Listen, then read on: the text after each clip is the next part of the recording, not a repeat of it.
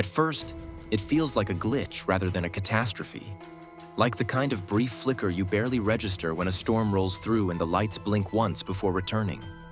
Except this time they do not return, and the silence that follows is not the soft quiet of a powered-down room, but the abrupt absence of a system you never realized was humming beneath every second of your life. The refrigerator stops mid-cycle. The ceiling fan freezes in place. The Wi-Fi router goes dark, and in apartment towers and office buildings across the city, thousands of people pause at the same moment, staring at screens that have just turned black, wondering whether to wait or to move. Within the first minute, the elevators become vertical traps suspended between floors. Emergency lights sputter on if their batteries are functional, and somewhere in the building's mechanical rooms, backup generators attempt to kick in, some succeeding with a shuddering roar while others fail in a coughing silence that leaves stairwells as the only way out. Office workers step into hallways lit in dim amber, the glow casting long shadows against concrete walls, and conversations begin in confused fragments as people ask the same questions over and over, each hoping someone else has information. On the streets, traffic signals die in perfect unison, turning busy intersections into improvised negotiations between drivers who are suddenly unsure of right-of-way. And the choreography of the commute dissolves into a stuttering dance of hesitation, honking, and near misses. Buses stall at stops with doors half open. Electric vehicles blink warning messages across dashboards, and trains that rely on overhead lines coast forward before grinding to a halt between stations, their passengers staring at one another in the dim light of emergency strips running along the floors. In hospitals, the change is immediate but rehearsed, because backup generators surge to life within seconds, isolating critical wards in a cocoon of prioritized electricity. Yet even there, the staff can feel the fragility of the moment as non-essential systems power down, and administrators begin calculating how long fuel reserves will last if the outage stretches beyond the expected window. In operating rooms, surgeons continue their work under stable lighting, but the knowledge that the broader grid has collapsed creates a tension that hums louder than any machine. By minute 3, the digital layer of the city begins to peel away, because cell towers without sufficient battery backup fade from service area by area, turning full bars into single flickers, and then into blank screens that display no service in quiet defiance of the panic building in people's chests. Messaging apps fail to send, calls drop mid-sentence, and social media timelines freeze on the last refreshed post, leaving rumors to spread by word of mouth rather than algorithm. Grocery stores, their automatic doors frozen in open or closed positions, become strange twilight zones where checkout scanners refuse to read barcodes and card machines blink uselessly, forcing employees to decide whether to lock doors or allow customers to continue shopping with the promise of paying later. Refrigeration units fall silent, and managers glance at thermometers in meat and dairy sections, mentally calculating the ticking clock of food safety as temperatures begin their slow climb. In high-rise residential buildings, water pressure starts to weaken as electric pumps that push water to upper floors cease operation, which means that showers sputter out and toilets refuse to refill, leaving residents to realize that even something as basic as flushing depends on an invisible web of powered systems beneath their feet. The soundscape of the city has transformed into something almost rural, because the constant undertone of engines, HVAC systems, and electronic beeps has been stripped away, replaced by wind moving between buildings, distant car horns at dead intersections, and the murmur of thousands of voices blending into a single uncertain hum. The absence of mechanical noise makes every human reaction sharper, every raised voice more noticeable, every siren that still functions more alarming. Banks and ATMs become inert boxes of metal and glass, leaving people who rely on daily cash flow unable to access funds, while point-of-sale systems in small shops go dark, and owners begin the awkward process of turning customers away. Gas stations, despite being surrounded by fuel, cannot pump a single drop without electricity, and lines form instinctively before drivers realize that the hoses are lifeless. Airports slow into confusion as runway lights dim and baggage systems halt mid-transfer, forcing staff to switch to contingency protocols that prioritize safety over schedule. And passengers stare at departure boards that have frozen in time like relics from a world that existed 10 minutes earlier. Without active radar feeds and communication redundancy, the sky above the city empties quickly as flights divert to regions where the grid still holds. By minute 7, the psychological shift begins to outweigh the practical inconvenience, because people move from assuming a brief outage to considering a prolonged crisis, and that subtle change in expectation alters behavior in ways that ripple outward.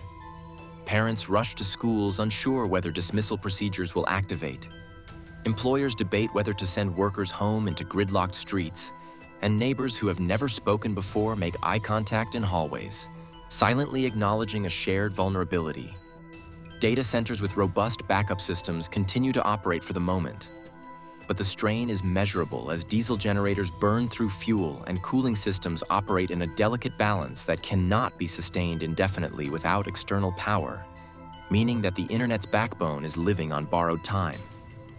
Cloud services might still function, but local connectivity fractures, creating a surreal scenario in which global networks remain intact while individual users are cut off from them.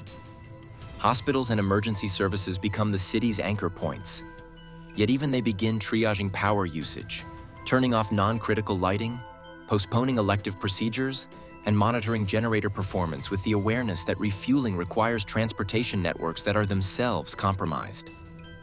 Ambulances navigate intersections manually, relying on drivers to yield without the guidance of traffic lights.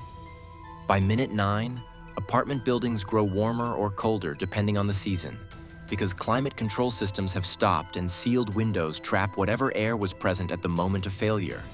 And residents open balconies or gather in lobbies seeking information that no one can yet provide. In neighborhoods with higher crime rates, the absence of street lighting raises concerns that surface quickly in group conversations and text threads that are still sporadically functioning. The stock market, if trading hours are active, pauses automatically as circuit breakers engage. Yet traders sitting before powerless monitors feel the greater loss of situational awareness, unable to see price movements or execute strategies, aware that financial consequences are accumulating in the dark. Corporate offices, stripped of their digital infrastructure, revert briefly to pen and paper before realizing that modern operations cannot meaningfully continue without connectivity.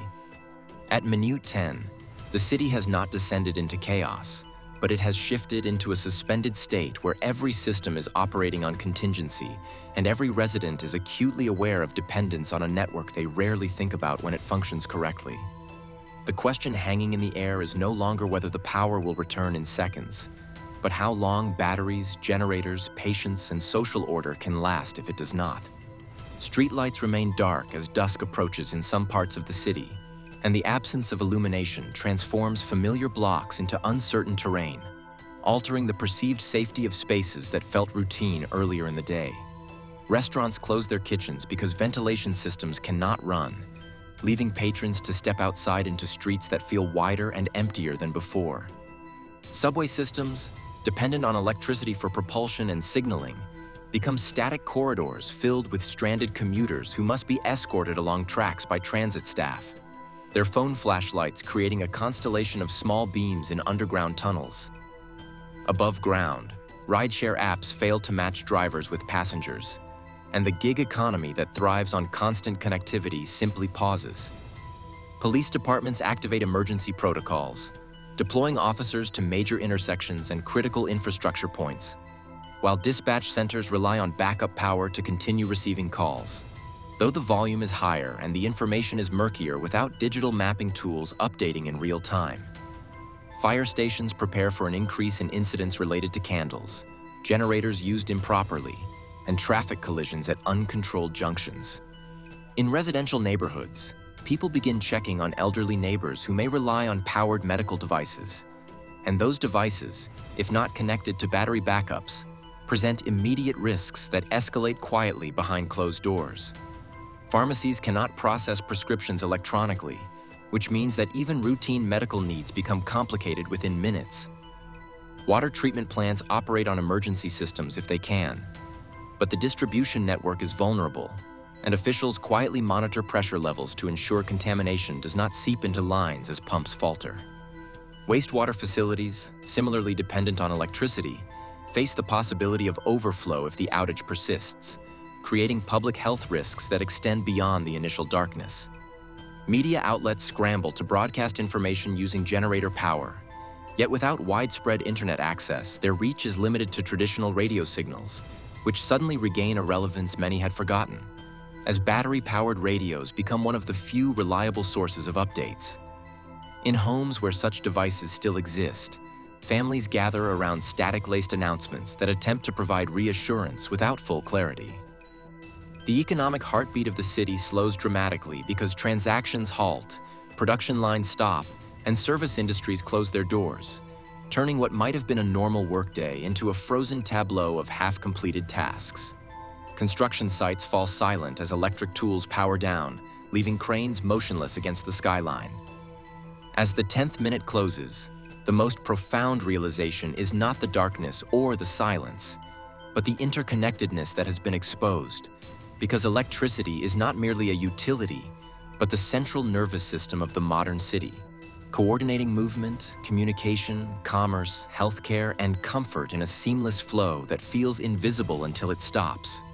In that suspended moment, residents understand that the grid is less a background feature and more a shared lifeline, and that the next hour, if the power does not return, will determine whether the city adapts calmly to a temporary disruption or begins to fracture under the weight of its own dependence. When the grid dies, the transformation of a city does not unfold as a cinematic explosion, but as a cascading unraveling of systems so tightly interwoven that most people never realize how dependent they are on invisible streams of electricity until those streams vanish.